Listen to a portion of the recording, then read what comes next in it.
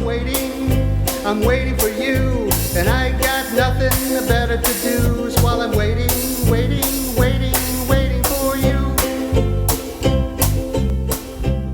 Hello and welcome to Barney Logan's first episode. Hi, Barney. Oh, hey, that's my guest. I guess I'll just bring him in here. This is Chet Leonard. How you doing, Chet? Okay.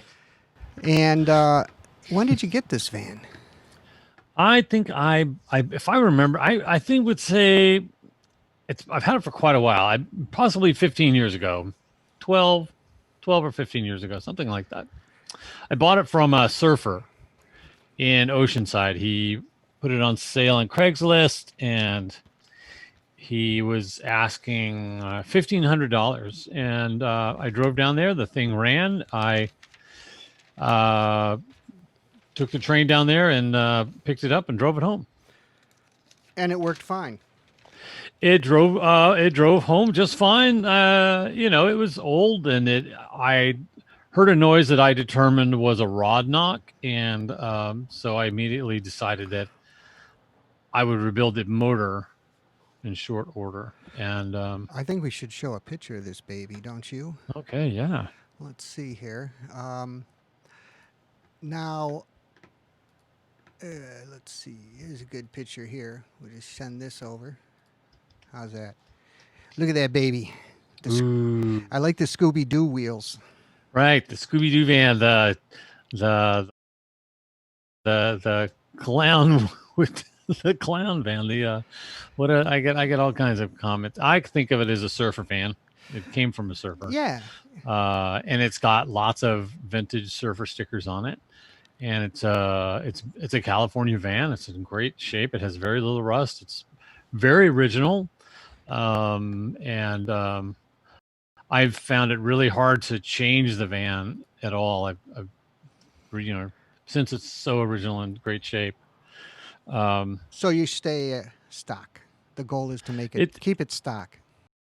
Keep it stock, but I've gone through the van and made it very.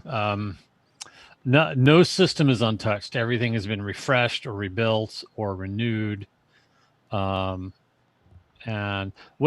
I put this little deck in here for a sleeping pad for camping. Really? It looks good though. It matches Thanks. The color. It's removable. That's a plywood platform, and there's a forward-facing edge, and then I had a seamstress friend of mine make this mattress for me, and the red carpet came from a thrift shop, and my seamstress friend also made the privacy curtains up front. I bought that fabric just from Joann's. It looks like suede, but it's not. It's very nice. A lot of people did that to vans. I mean, this is the beginning of the van era, isn't it? Party vans. Yeah, this van came about to compete with the VW microbus back in the early 60s. This was Ford's answer to that, the popularity of that van had. And the very first edition of this van got really good gas mileage because I had a very undersized 6-cylinder that they took straight out of the small Falcons.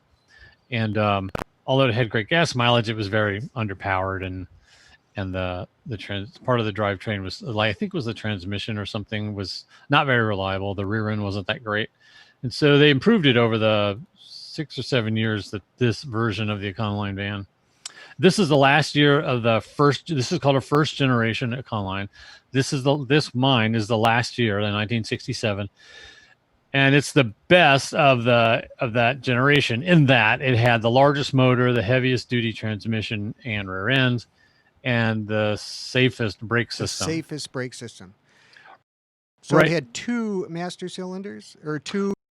Well, it had a twin reservoir master cylinder. All of the previous years had a single reservoir master cylinder, and each reservoir, well, say if your reservoir failed, or if the piston to that reservoir failed on the older master cylinders, you'd have no brakes.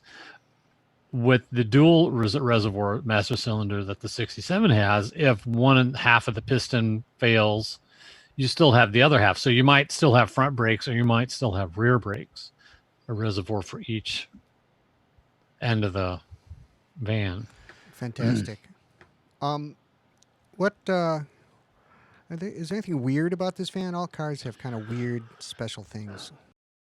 Well, it's a forward control van where you're sitting above the front axle and the nose is quite flat, and that because the engine is in that black doghouse that's in between the driver and passenger seats, and that's quite unique for this van. That's it right there. That's the doghouse where the engine lives, with the lid up, and the passenger seat is removed in this shot. Yeah, that's what it looks like. You could and the side panels to the of the doghouse removed, so you can have easy access to the motor. The great thing about these old cars, like everyone knows, is you can get access. There's easy access to work on them, and people miss that a lot. Were you looking for a van like this when you found it, or what? Well, I was. I often get on Craigslist when I have too much time in my hand in shop, and I was in one of my car shopping modes, and I stumbled onto this, and I became very excited because in high school I had seen a similar van to this, and had wanted it very much so back then, and never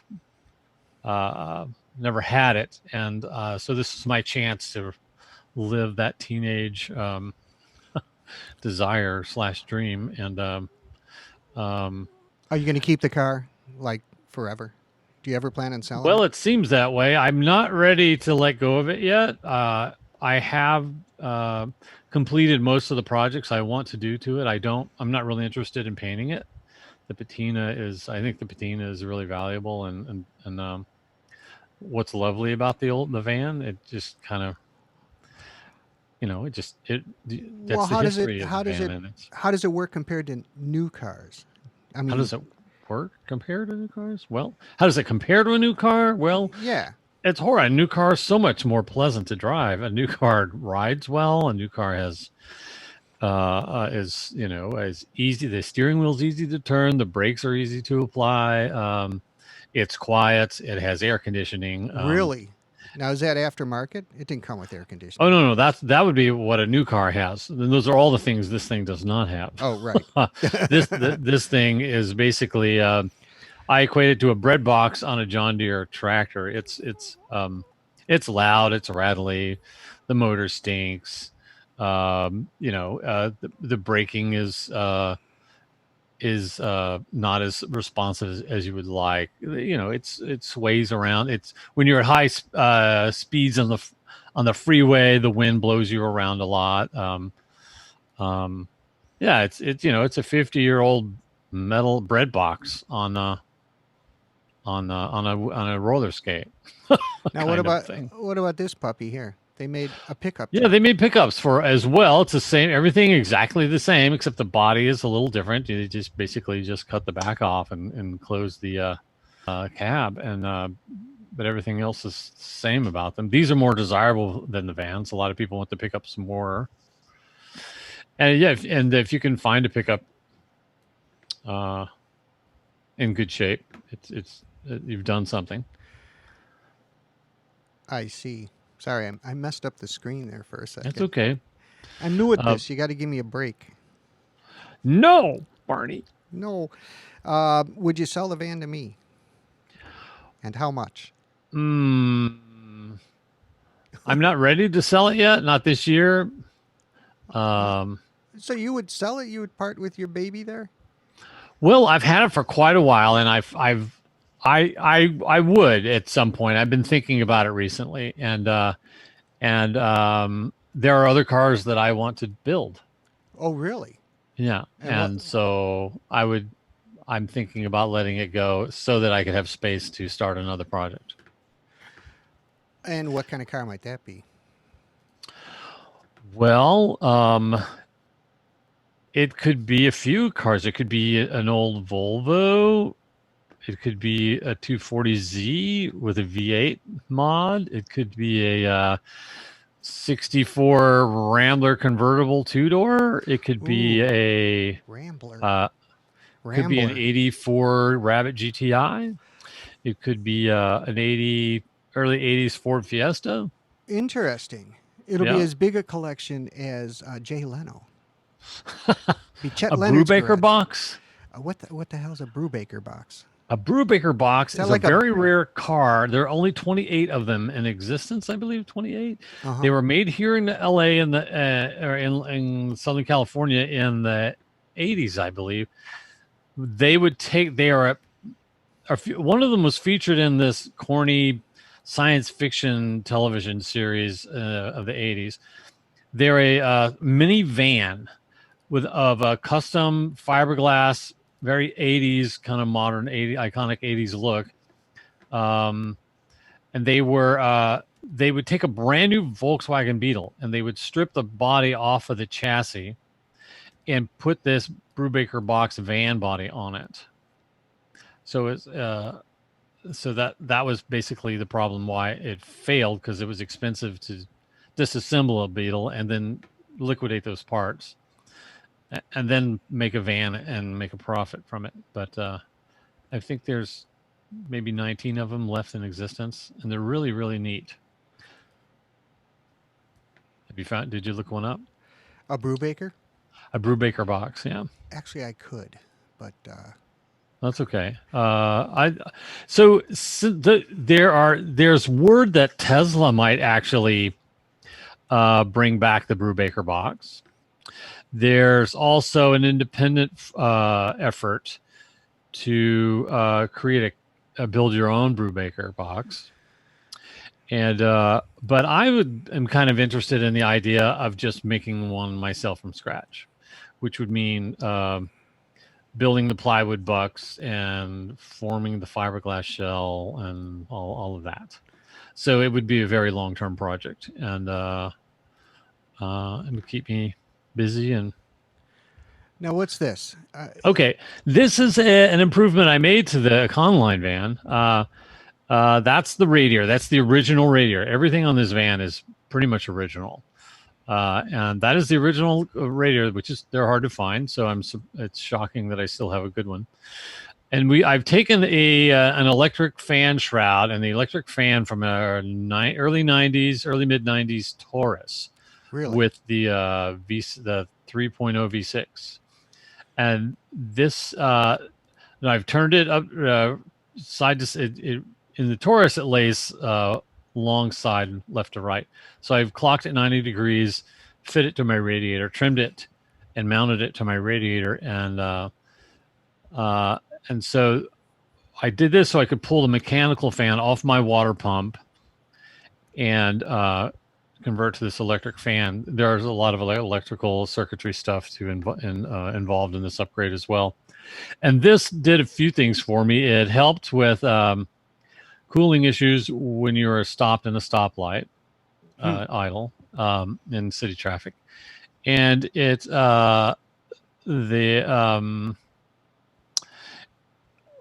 also provided a way to blow gas fumes out of the engine compartment.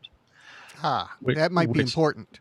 Well, yeah. Now that the gasoline formula has changed, and now there's ethanol in the gas, and that has lowered the boiling point of gasoline, and so now there's it vaporizes and it smells, and unlike the old gasoline formula, and it's a problem with all old classic cars, and so it causes vapor lock and it stinks, and so with that electric fan, it actually blows all that out, and I don't. It's alleviated that problem. Tell us about the secret compartment. The old Econolines have there's this kind of a little hole in the that has a panel that's easy to remove, and so there's this secret little cubby hole, and it's in the body behind the seat. Just to this right. So it's and back in the day when people had to, it's rumored that was a very popular place to stash your weed. And so it's a very well-known little secret, not so secret about the Did the Econoline cops van. know? I mean, it would only need to be a secret Well, from the I'm sure cops. they. I don't really know. I didn't have one back then, but All right. I would assume they figured it out. Everyone seems to know about it now. All right. So this van had a long run. I know we had vans like this too in my family. 61 was when it started, right? 61 to 67, and then it went to a different generation. Exactly. There were like 5 And generations or something, right? yeah, yeah, And and they just killed it. they, Within the last couple of years, they just killed the Econoline van, and it's that's what I heartbreaking. thought. It is Heartbreaking. heartbreaking. So here's the original van, right? Right. This is the first gen. But it's a 67, but it's the end of the first 67, gen, but right? they looked exactly the same on the exterior from 61 to 67. Right. And then what do we got with this guy? That's a Gen 2. That would be 60. I think they skipped 68, maybe Vietnam War or something. And so this would be a 69 to what, 74 maybe? Okay. All right. And I think if I can do this, there were a lot of other vans too as they went on. Here's some more. There, that guy. This guy. Oh, look at that. Right. This guy is what people are probably more familiar with. Right. This would Like- be right. Like the You would- E this 250 looks or like 150. this looks like a super shuttle van to most people, or a But they called it or a a- 250 or a 150, didn't they? I think it says it right there, right below its little name. Yeah. I think. Do you 'Cause we think? I had don't one. know. This 'Cause- is out of my expertise. Okay, well, I'll add to that and say it was. And Okay. because we had one. I Oh, bought you a, owned one. Yeah. I bought a wrecked Yeah. one. Everyone had one, right? We all. I bought a wrecked one that was rolled. So that shows you how durable these guys are. You could roll. Right. If you get a like an E350, which is the Econoline van, or the F350, which is the pickup truck. Mm-hmm. So there's the 100s, or the 150s, and the 250s and the 350s. If you get a 250 or a 350 model Mm-hmm. van or pickup truck, they'll go for 300,000 miles. Yeah. And then they If you started using them Just as change your. box trucks. Oh yeah, right. This is the same thing. They just do.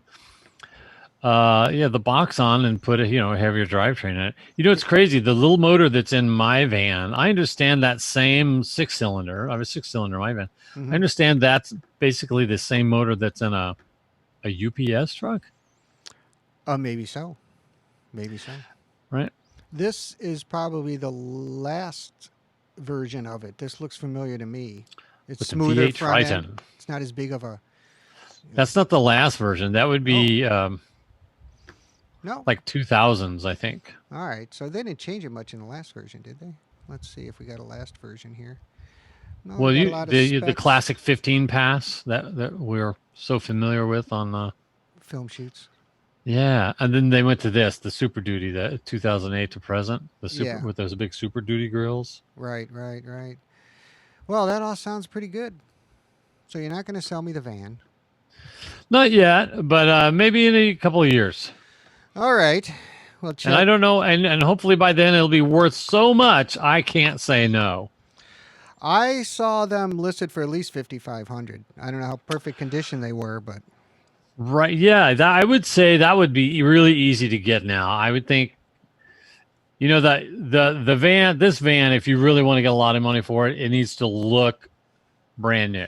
It needs to look Yeah. all original, and needs to have a bright, shiny paint job, and it needs to look like it just came off the showroom floor.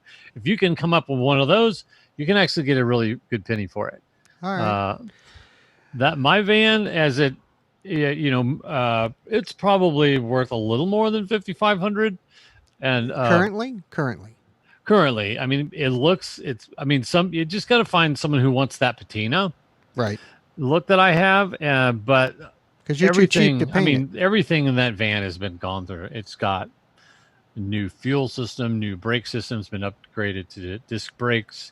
The motor's been rebuilt. It's got a new carb. It's got this modern carburetor that's alcohol fuel resistant. It has the E-fan, blah blah blah blah blah. All And right. it's Okay. it's Yeah. ready to go. I'll give you 5,400 for it. Mm, Take a bogus check. 3 years supply of eggs. Yeah, I got Yeah, that. Yeah, I haven't done I haven't done the episode on my chickens yet, but that'll be coming up, I think. Well, I want to thank you for helping me with my first podcast. Thanks. Sure. You're welcome. It was pretty scary, but it's still recording, so maybe it will have saved it. And what can I say? So let's say goodnight to Chet, everybody. And we'll talk to you in a little bit. Just hang tight. I'm going to say goodbye to my friends, and then I'll get back to you after I shut it off and give you a special present. Okay? Thanks, Chet. All right, that was Chet. He's a great guy. He loves his vehicle, as we all like our cars. And so that's it for episode 101, my premiere episode. I want to thank you for putting up with me. And what else can I say? The sheriff caught us as we ate the last bite. He took you away in the middle of the night, so I'm waiting for you. And I got nothing better to do.